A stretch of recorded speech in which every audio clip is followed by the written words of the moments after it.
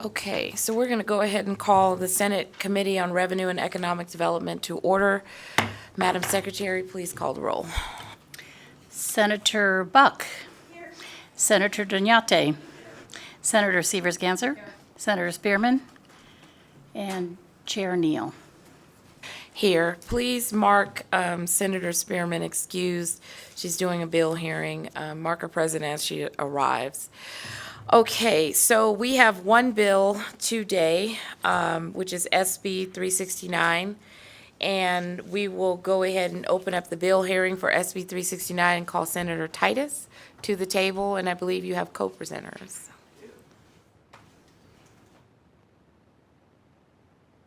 And if you have any electronic devices, please silence them.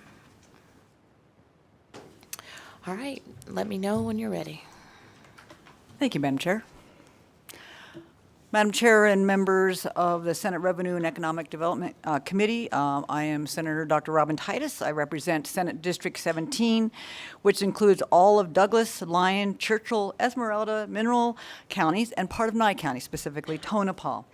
I'm here to present SB 369. I also have at the table, I have with me Dr. Dan Spogan. He is a residency director for ELCO, Residency Program and Family Practice, and I'm also proud to sit at the table with Stephen Lencioni, who is a second-year medical student, and they will help me present this bill. SB 369 is an act relating to taxation and establishing a credit against a modified business tax for taxpayers who donate money to an organization that provides grants to public or private institutions for the establishment of certain programs of residency training and postdoctoral fellowships for physicians, setting forth certain requirements for an organization that provides such grants and for an institution that is a recipient of such grants, and providing other matters. As you are all aware, we do not have enough providers in this state for the population growth. Even though we have expanded our medical school in Reno and have started one in Las Vegas and have 2 private medical schools, the students that we graduate will frequently have to go out of state for their graduate medical education, or GME. Statistically, where you do your final education is where you stay. We do not want to keep educating our finest folks only to have them move to other states. There are many suggestions, especially for funding GME in association with our hospitals. Most require budget allocations and dependent on each administration support putting it in their budgets. This bill is unique. It's a unique approach for sustainable funding. In addition, it offers the option of expanding programs beyond primary care so that Nevada may someday truly become a mecca for advanced care and can be recognized as serving our population's needs. This is also a unique program in that it offers the opportunity for private medical groups who can apply for these funds if they would like to start a residency or a fellowship. The idea was brought to me last year by Stephen Lencioni, a second-year medical student at the University of Nevada School of Medicine. The original suggestion had several components, but after a lot of meetings with our fiscal staff and others, it was decided we would take baby steps to begin the process. Before I turn the presentation over to him, I do want to clarify. Discussion has been held as to who will monitor and control the funds. Initially, it had been suggested that perhaps the Nevada Health Corps would do so, or Nevada Rural Health Department. However, they may want to apply for these grants under this process. So we're looking at amending it to have the Office of Science, Innovation, and Technology monitor the funds. This bill would then complement SB 350, which establishes the Advisory Council on the Graduate Medical Education. I have discussed this proposal with the sponsor of that bill, Senator Panzina. At this time, I'm going to turn the presentation over to Stephen Lencioni. Good afternoon, Madam Chair Neal and members of the committee. My name is Stephen Lencioni. I'm a second-year medical student at the University of Nevada Reno School of Medicine, and I'm very happy and pleased to speak with you this afternoon on this bill. The expansion of the physician workforce is an urgent need in Nevada. This bill will accelerate the building of Nevada's graduate medical education GME pipeline to serve the needs of our diverse and growing state. As background, upon completion of 4 years of undergraduate medical education, colloquially known as medical school, new physicians are required to complete mandatory residency, known as graduate medical education, which typically lasts 3 to 7 years before they can enter independent practice. This is followed by an optional 1 to 3 years of subspecialty, fellowship training. CMS typically provides most GME funding through direct graduate medical education payments to hospitals, as well as indirect medical payments that cover the additional costs of having teaching environment. The scale of government support for this phase of physician education is unlike any other profession in the nation. In fiscal year 18, Congressional Budget Office estimated federal GME spending exceeded $15 billion. However, federal financing for hospital-based GME does not evenly address the needs of all American and leaves rural areas in persistent shortage. Moreover, undergraduate medical education training programs are outpacing residency training positions, and this is primarily due to the Balanced Budget Act of 1997, which limited the number and location of training programs. As a result, states must create GME initiatives to address the health and physician workforce needs of their constituents. When we look at other states have engineered and introduced successful methods of increasing physician workforces through grant programs. In 2012, Georgia prioritized the expansion of GME, expecting to spend $22 million with the goal of adding 400 new positions. When the startup program ended in 2018, nearly $19 million had been awarded, and it's expected to generate 613 new residency positions when the programs reach full capacity in 2025. Georgia Department of Audits and Accounts report that 75% of the new residencies were in primary care. In 2013, Texas created the GME Planning and Partnership Grants Program to assist in increasing the number of GME positions. As a result of these planning grants, 19 new residency programs received national accreditation and enrolled their first residents, creating 154 new first-year positions.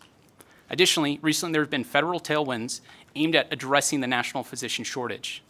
With the Consolidated Appropriations Act of 2021, it included additional 1,000 positions of Medicare-funded GME positions, with 10% designated to rural hospital, teaching hospitals, hospitals that serve areas designated as health professional shortage areas, and hospitals in states with new medical schools.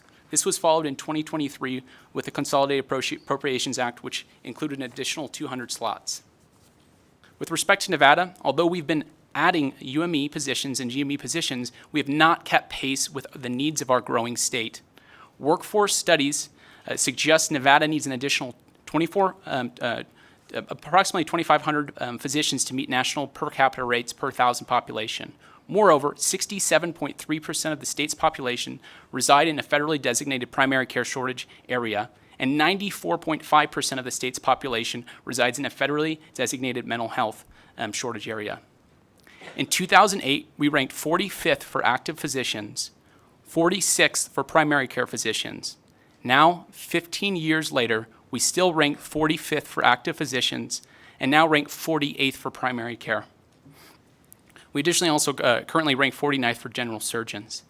In 2008, we ranked 46th for the number of residents and fellows per 100,000 population. Now, 15 years later, we rank 41st. Approximately 1 in 4 physicians completing GME are leaving Nevada for additional subspecialty training that does not exist or is in short supply in Nevada. So although we have been steadily adding medical school positions in GME, we have not kept pace with the growing needs and do not adequately support subspecialty training in the state.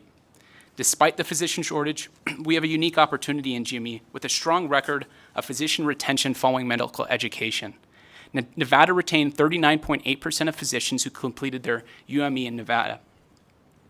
55.2%, which is 6th in the nation, of physicians who completed GME in the state of Nevada, and 76.9%, nearly 80%, which is 8th in the nation, of physicians who completed both UME and GME in Nevada. With a strong track record of physician retention, innovative legislators supporting GME growth is an upstream, evidence-based mechanism to have a meaningful impact on the physician shortage. An investment into GME is not a zero-sum game. If we actively invest in, Nevadans can benefit from improved access to care, a dynamic physician workforce pipeline, and economic stimulus. Data demonstrates GME increases access to care and reduces cost of care for both patient and the health systems. Moreover, GME elevates the profile of the system through research, innovation, and quality improvement activities. Additionally, teaching physicians have a greater overall job satisfaction and lower rates of burnout compared to their non-teaching physician counterparts. Economically, physicians meaningfully direct and indirect provide meaningfully direct and indirect contributions to job creations and economic stimulus. In Nevada, on average, physicians support 12.08 jobs, support over $1 million in total wage and benefits, and support over $75,000 of local and state tax revenues annually. Now, despite all this, one of the major hurdles with GME expansion is the high startup costs. These costs vary significantly among hospitals, and the variance can be attributed to many different factors, such as the new residency programs themselves, the program types, and existing physical infrastructure of the facility. Other costs include recruiting and preparing faculty, obtaining accreditations, developing curriculum, and establishing policies and procedures. In Nevada, the estimated startup cost for new GME programs range between $1 to $2 million, with a typical lead time of 2 to 3 years. This bill seeks to provide grant funding to financially support the efforts to develop a residency and fellowship program after a program director has been hired and before the resident or fellow begins, as the hospitals are not eligible for federal GME reimbursement until the first resident or fellow begins their training. In terms of the projected impact, based upon the assumptions that I've included in my notes here, and I believe that I've sent to you, this grant program would make a meaningful impact. This would increase the number of GME positions in the state by 30% by 2030, over 50% by 2034, and 83% by 2040. To wrap this up, the expansion of physician workforce is urgent need in Nevada. We do not want to be a net exporter of physicians. We want to grow our own battle-born physician workforce that will serve the needs of our diverse and growing state. We believe this will move the needle in 1, accelerating funding for GME expansion, 2, by increasing access to care for Nevadans, 3, by creating a sustainable mechanism for funding, and 4, by providing tax credits to encourage investment into the physician workforce and stimulating future physician leaders who will contribute to the state. Thank you very much. Madam Chair, if it's okay with you, I'm going to turn it over now to Dr. Dan Spogan, who can give you an experience with his residency program in Elko. Okay, thank you. Thank you. Good afternoon, Madam Chair and members of the committee. My name is Dan Spogan. I speak on behalf of myself. I'm the site director of the Elko Family Medicine Residency Program and professor and faculty at the University of Nevada School of Medicine in Reno. I rise in support of SB 369.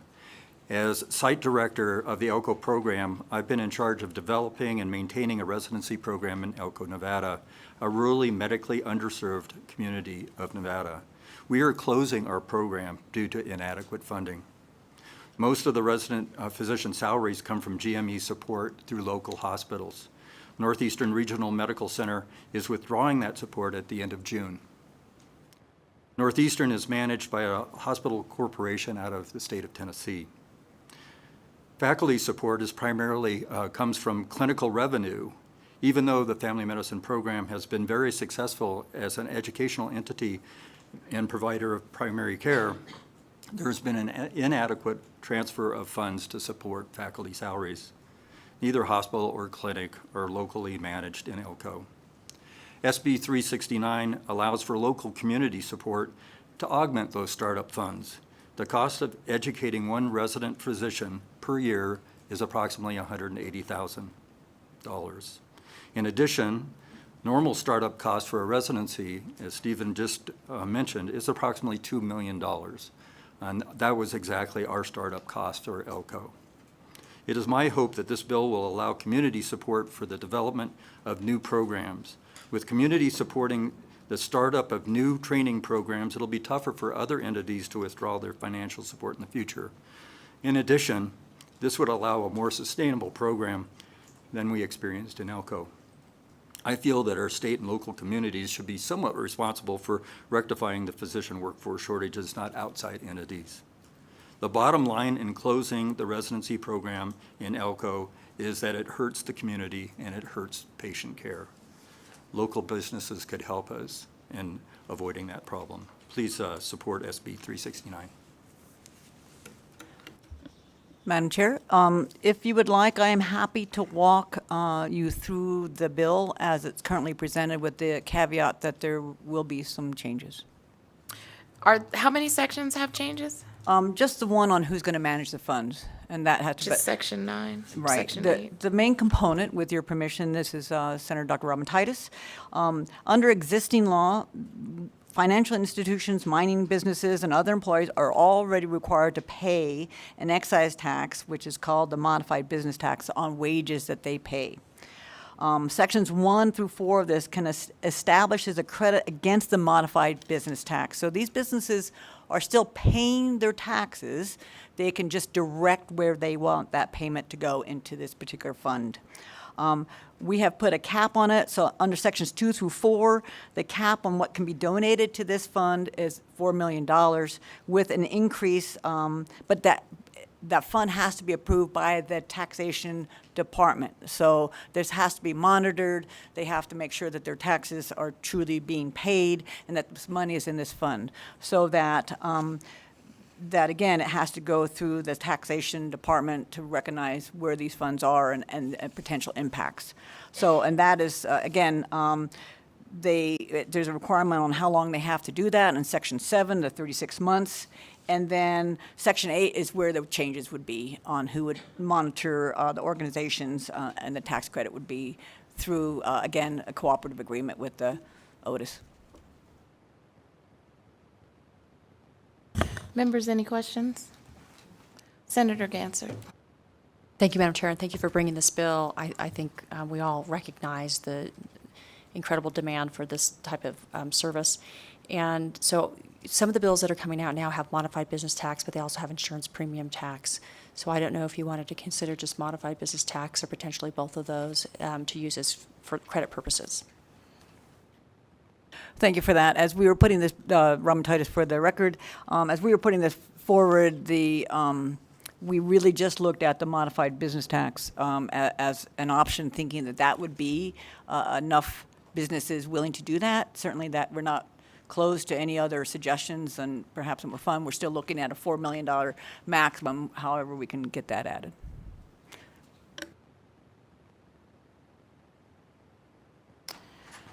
Thank you for that. Any additional questions?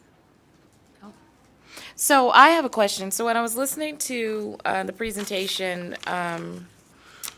it was stated that it takes 1 to 3 years lead time to stand up a residency, right?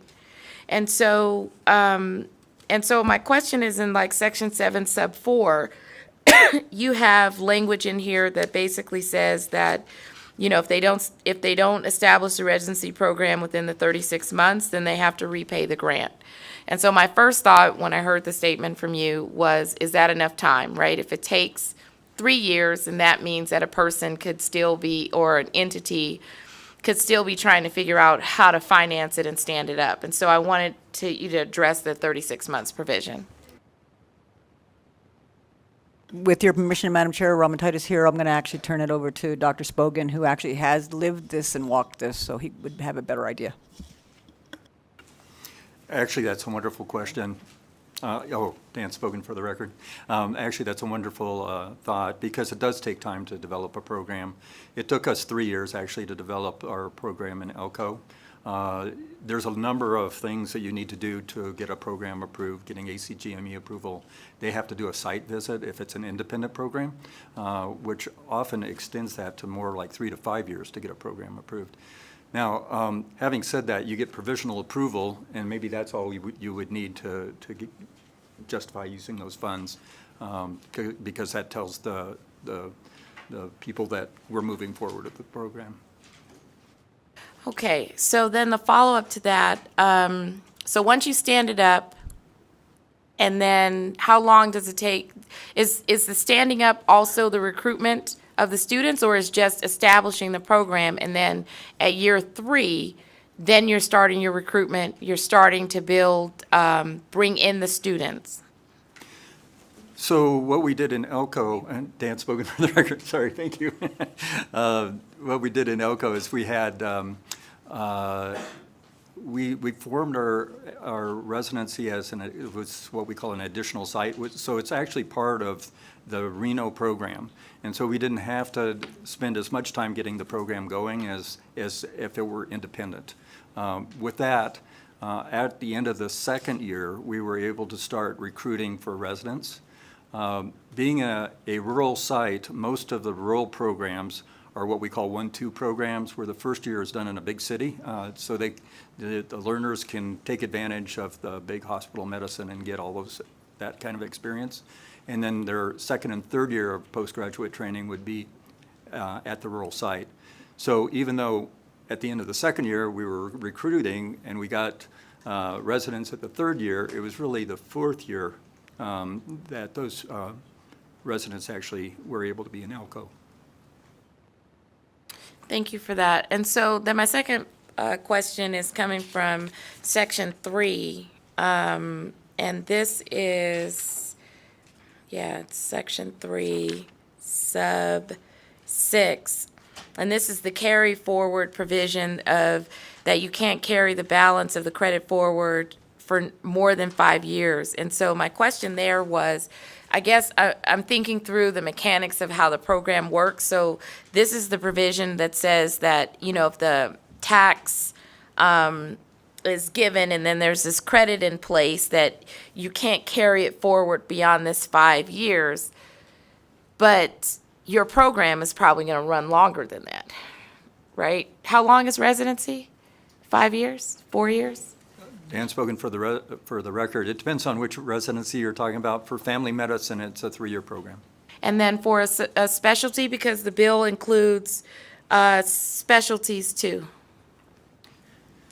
Correct, Madam Chair, Robin Titus for the record. So that was the thing that we really wanted to bring forward on this bill was we could potentially do a fellowship with this monies. And a fellowship can be a year, 3 years, depending on the type of fellowship we're establishing. So that's a different concept. The nice thing about this bill is looking at if we truly are going to bring in, say, a cardiologist will do an internal medicine rotation or a residency for 3 years and then do a cardiac fellowship and some postgraduate training beyond that. And so this allows for that. But I appreciate what we did not want to do is put money, taxpayer money, into programs that weren't going to succeed, and we wanted to hold them accountable. Perhaps we were naive thinking that the 3-year/5-year would be enough. Certainly what we want to do is reassure the folks that are dedicating these funds that we're committed to making this successful. And because we are taking money out of our general fund, basically, to put into these programs. So we wanted to make sure that we recognized that there was a obligation to use this money in a certain manner. Perhaps, I certainly open to extending it to 48 months and 6 years, recognizing the challenges that we see. And so it was just with staff, and when we had this written, the basic tenants would take that long. Thank you for that. Because that's what I was wondering, right? Because if it's specialty, it takes a long time, and you're basically saying you have to use the credit within 5 years, then someone could still be in the middle and still need funding. And so I was just wondering that. And I believe Mr. Nakamoto wants to put some clarifying information on the record, and then I have a follow-up on Section 8, and then I'll turn it over to support. Thank you, Madam Chair. For the record, Michael Nakamoto, Chief Principal Deputy Fiscal Analyst with the Fiscal Analysis Division.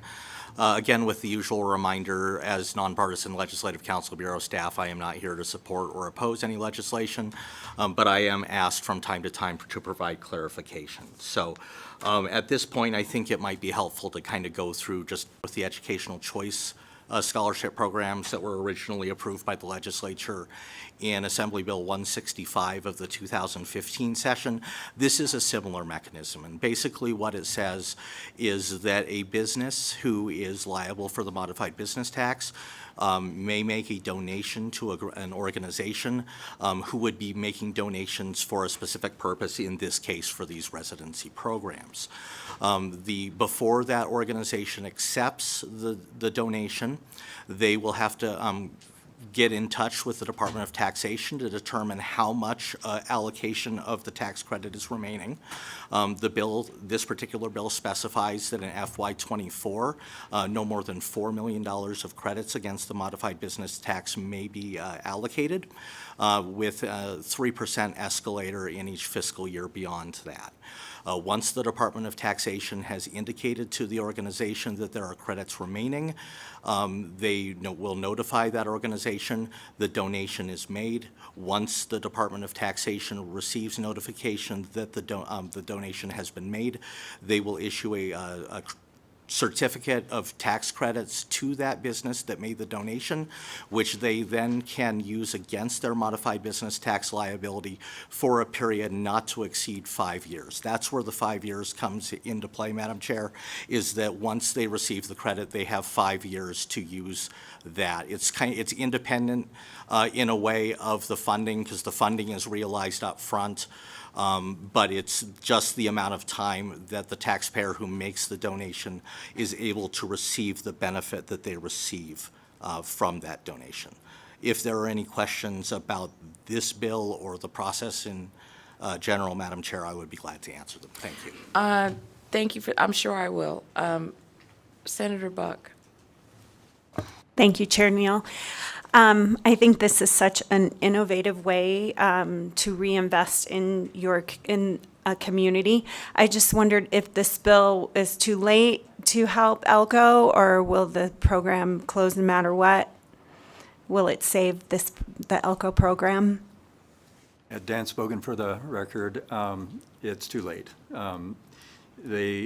We just went through our residency match, which selects residents for the next year, and we had to pull out of the match because we did not have that financial support. And so, yeah, it's really too late for the ELCO program. Thank you.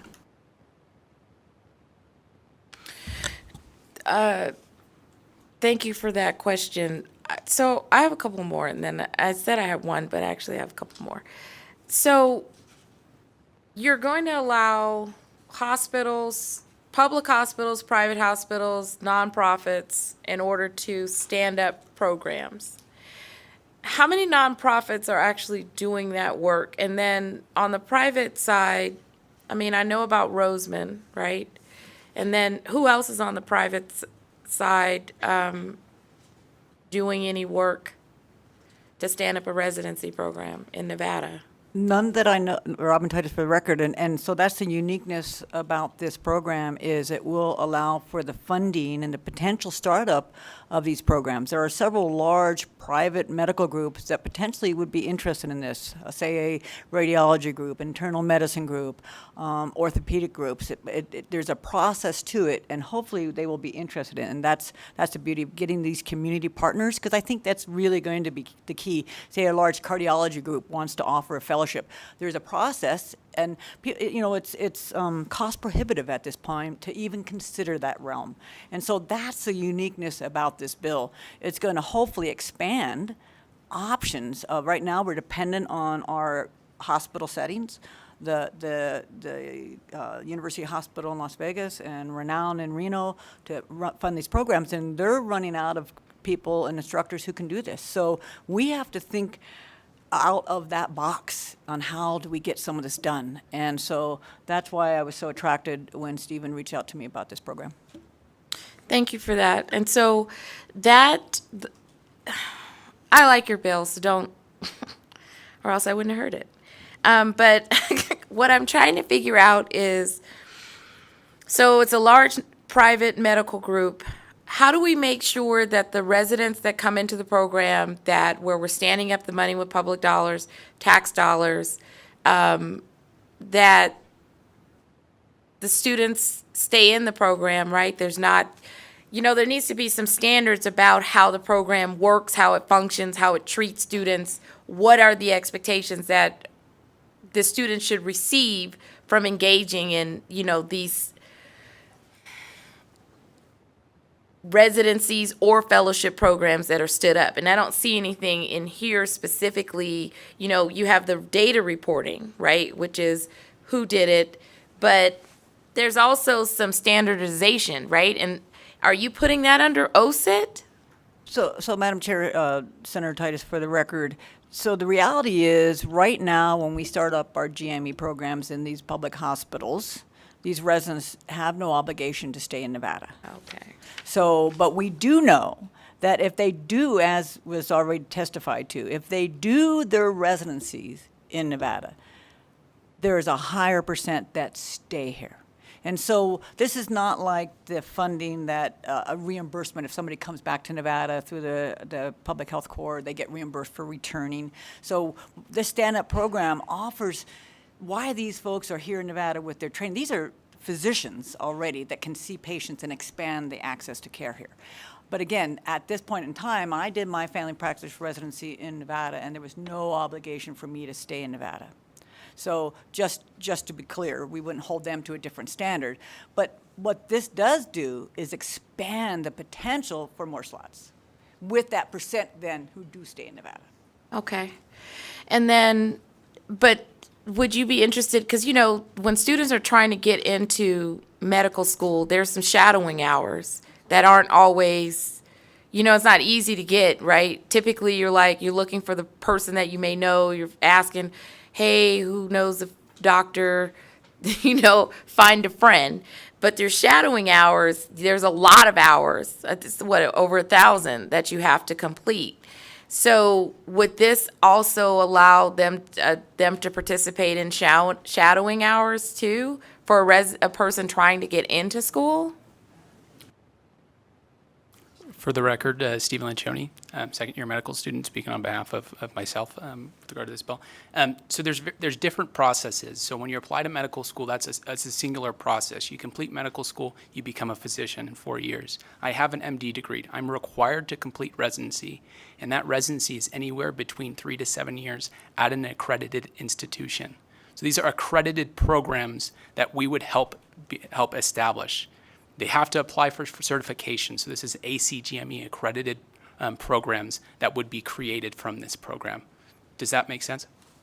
Yeah, it makes sense. I understood it before. I just wanted to know if it could apply to I know it's not in the bill, but I was just wondering if it could apply to medical students who are looking to get their shadowing hours, right? So they can apply to medical school. Like, I'm not confused on what the bill is doing. I just wanted to know if it could be extended to those others. So, Madam Chair, if I might, Senator Titus, for the record, I was one of those preceptors as a doctor, 40 years, practically more now. From the day I opened my office practice, I had a medical student rotate with me and shadow with me. I had high school students rotate with me. I had pre-med students rotate with me, and then I transitioned and had residents rotate with me for the rural rotation. I never received any reimbursement for that shadowing. So, and it doesn't require the same accreditation to shadow somebody. What we're looking at when you apply for medical schools, because I was also on the admissions committee for 3 years, what we're looking at is, do you have any experience in the healthcare world so that you understand the world you're getting into? And we do like to see that. So the job shadowing is really important for students to get, but that's usually offered at no expense, and you don't have to have that the body of accreditation like we're looking at with this particular bill as Mr. Lencioni, I want to add an extra syllable to his name, but has pointed out what we're looking with this one of the funding for that key component of accreditation, and so that's the difference. But your point is spot on with having these students rotate and offering them an avenue, and their students can rotate with these programs, and that's the other joy, because one of the things when you're a resident, it's so fun to teach students and give them high school students and undergrad students and give them that passion of what we're feeling at this table about how passionate are we about healthcare. Thank you. Senator Gansert. Thank you, Madam Chair. Something that's unique about this bill and potential programs is they can be in the private sector, right? So right now, everything is really government-based. CMS has to reimburse. And so I know in Northern Nevada, we have some large organizations, and I'll say like Reno Orthopedic Clinic or Urology Nevada, who almost run their own many hospitals for the type of care that they provide. So the way that I'm reading this, those types of organizations would be open to be a recipient of grants to establish a residency program outside of what we traditionally see, which are, like hospitals, hospital-based. That's a question. Yep. Absolutely. And again, as I pointed out, Robin Titus, for the record, this is one of the things that's unique about this bill, the potential. Now, there's no mandate that any private group does this because they haven't even thought about that. Because what they're thinking about is how to survive in this healthcare world financially. And there's no way they could expand their program to expand a residency. However, with this potential bill, because we're looking at bringing orthopedists to Nevada. We're looking at bringing urologists. Here's a novel concept. What if they offer to train them here? Maybe they'll stay there with that group. And so that's the uniqueness about this bill. Thank you. If I can just follow up. And so, I use those two examples just because I happen to know them. So I have no idea if they have any interest in this. But they have the scale potentially to be able to basically grow and train. And those individuals, I think, would be extremely likely to stay with that type of organization, whether it's them or one in Southern Nevada. If they actually had their training there, they could, potentially get a job there as well. Thank you. All right, thank you for that. So we will go ahead and open up for support for SB 369. If there's anyone in the audience in Carson City for support, please come in and fill in the chairs, all 3 chairs. And then make sure you state your name for the record. Thank you, Madam Chair, members of the committee. Joan Hall, representing Nevada Rural Hospital Partners. Rural residencies are really important to rural health care. Having the one in Elko close is very sad. The only other one we have is in Winnemucca. And financially, we've had other communities look to set up these residency programs. The expense is just so great, and CMS reimbursement doesn't cover it. So for that reason, we're very much in support. Thank you for your testimony. Next. Good afternoon, Madam Chair, committee members. My name is Sarah Watkins. I represent the Nevada State Medical Association. My members and association are in fully support of SB 369, as we support any avenues that will help fund more residency and postdoctoral programs that will in turn help the physician shortage in Nevada and increase access to care for Nevadans. Thank you, Senator Titus, for bringing this bill forward. Thank you for that. Next. Good afternoon, Madam Chair Neal and members of the Senate Committee on Revenue and Economic Development. For the record, my name is Amir Aziz, and I am a second-year medical student at UNR Med, and today I'm speaking on behalf of myself in support of SB 369. I've lived in Reno for the last 23 years, and I have completed my entire education from kindergarten to current medical school here. For context, I am passionate about the field of ophthalmology and specifically retinal surgery, for which I've worked in for the last 6 years. Over 500,000 of Nevada's 3 million population are over the age of 65, meaning that they are plagued with a host of eye diseases that come naturally with age. In Reno specifically, there are 4 retinal surgeons who are capable of providing the care that a lot of these patients need, and they serve as far as Truckee, Susanville, Fallon, Gardnerville, and even patients from Hawthorne at our clinic. There is no home program in Reno or even in Nevada for ophthalmology, meaning I will certainly leave the state if I decide to pursue my passion. And it is a fact that nearly 60% of doctors over the last 10 years stay in the state that they complete their residency in, speaking to Senator Titus's point earlier. So this is an obvious indication as to why there is a physician shortage here in Nevada, because we offer very few residency spots and we only offer about 4 or 5 different specialties that we can care for. Nevada has managed to make do over the last few years and over the last few decades, but the front lines of our healthcare are overburdened, and this problem will only continue at the same rate that the state does. At our clinic alone, we have 6 physicians, and with the physician that I worked for, we see 90 to almost 100 patients every single day. So I urge you to please consider the financial support of measures such as SB 369 to mitigate the burden on our citizens, our neighbors, and our healthcare providers, and support Nevada's health for the decades to come. Thank you for your time. Thank you for your testimony. Next. Hello, committee. Elise Monroy Marsala with Bell's Case Government Affairs. I'm here today on behalf of two of our clients, the Nevada Public Health Association and the Nevada Primary Care Association. The Nevada Primary Care Association's members staff 60 clinics and mobile units across the state, and they serve 100,000 Nevadans. Every day, the Primary Care Association hears its members discuss challenges they have related to hiring. So the Primary Care Association would like the Nevada Legislature to do anything it can to increase the supply of physicians and the healthcare workforce in Nevada, and NVPCA believes that this bill accomplishes that. So thank you. Thank you for that. Next. Thank you, Madam Chair. Excuse me, members of the committee. For the record, Katie Ryan with Dignity Health St. Rose Dominican. I'm here today in support of SB 369. We're growing our GME programs. We have an internal medicine and family medicine programs. We just did our first match the other week, and it was really exciting stuff. But we would love to expand into fellowships and other, specialty areas. So this bill, we really thank the bill sponsor for bringing it forward. Thank you. Thank you for that. All right, is there anyone else signed in for support in Carson City for SB 369? I don't see anyone down south. BPS will go to the phone lines for support. Thank you, Chair. The public line is open and working, but there are no callers willing to testify in support at this time.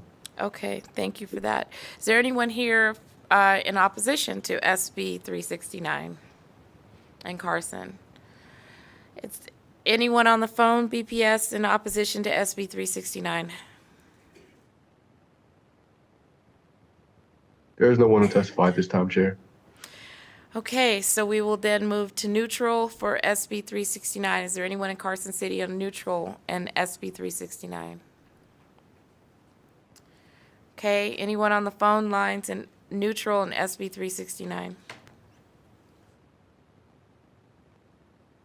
There are no callers in the support, Chair. Okay, with that, we will bring the bill sponsor back up for any closing remarks.